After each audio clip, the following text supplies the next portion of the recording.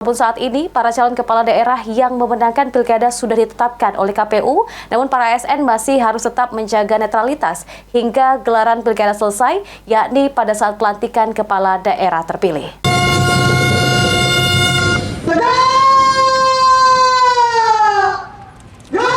Pemungutan suara Pilkada Serentak 2024 sudah berlangsung, namun para ASN diminta tetap menjaga netralitas hingga pilkada berakhir saat pelantikan kepala daerah terpilih dilaksanakan.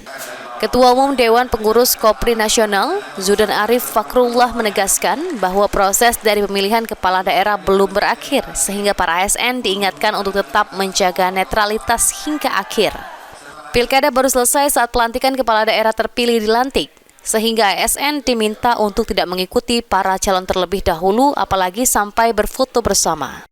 Ingatkan semua ASN, sebagai ketua umum, saya ingin para ASN tetap jaga netralitas. Pilkada belum selesai.